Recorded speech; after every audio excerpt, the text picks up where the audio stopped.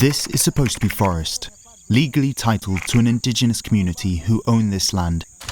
Instead, the land is now occupied by colonos, or colonizers, and the cattle they own are at the start of a supply chain across Central America that is causing massive deforestation, displacement of and violence against indigenous communities, and is fueling a criminal market worth hundreds of millions of dollars.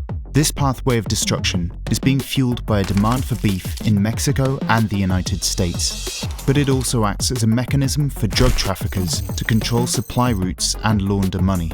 Put simply, criminal cattle networks are decimating Central America's forests and communities.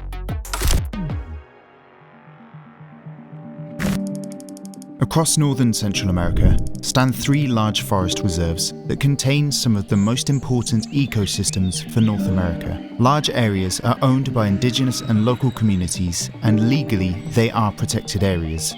But they are also the starting point for an enormous international cattle trafficking network. The first stage begins with clearing forest and raising cattle on land, either stolen or illegally acquired through coercion by well-armed men operating for landowners with ranches outside of the reserves. Due to the remoteness of these reserves, they are ideal for drug traffickers to use the ranches as a means to control supply routes and to launder profits from them. Violence is often employed. A recent report put Nicaragua, Honduras and Guatemala as the countries with among the highest assassination rates of environmental defenders in the world, much of which is linked to the Narco-Cattle trade. The cattle from these ranches are then moved through a network of smugglers, known as coyotes, by truck and on foot to wholesale broker collection points. They are then either moved across international borders, through back roads, or by bribing corrupt officials at checkpoints, often in broad daylight. The scale of this is hard to know exactly, but what is certain is that over the past 35 years, 1.3 million hectares of forest have been lost from within the reserves.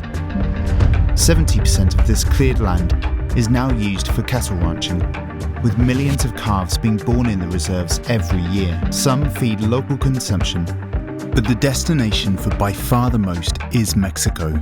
For example, this one border crossing of Benemérito de las Américas.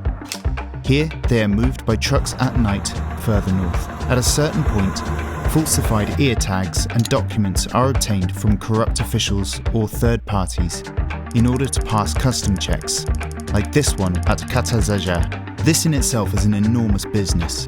It is estimated that 800,000 cattle illegally cross the Mexican border every year. A falsified ear tag sells for an average of $25, 10 times the price of a regular tag. Multiply this by the estimated number of cattle, and the trade in illicit ear tags could be worth $18 million annually. But the main event are the cattle themselves, with individuals being sold for approximately $400 each through cambistas, or money changers. This trade is worth $320 million annually, vastly outstripping the legal export of cattle from Guatemala, which in 2021 was just over 7,000 animals, making an astounding 99% of cattle exports from Central America illegal. With their origins now erased, these illegal cattle can merge with and disappear into the legal cattle market to be fattened, slaughtered and packaged.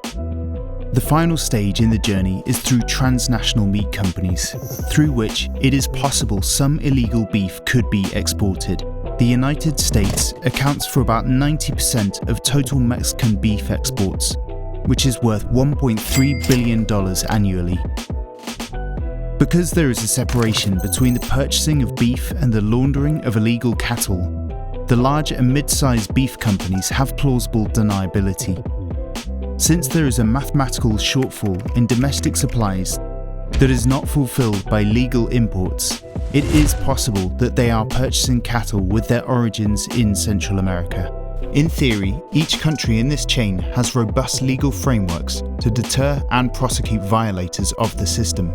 In reality, due to a lack of resources and corruption, the supply chain of illegal cattle from natural reserves and indigenous territories to the international market has never been stronger. Without intervention, This market will continue to infiltrate the legal beef economy, providing a front for drug trafficking organizations, causing the displacement of and violence against indigenous communities, and devouring Central America's most important natural resources. A comprehensive strategy must be implemented to promote international cooperation and bring together different government agencies and stakeholders.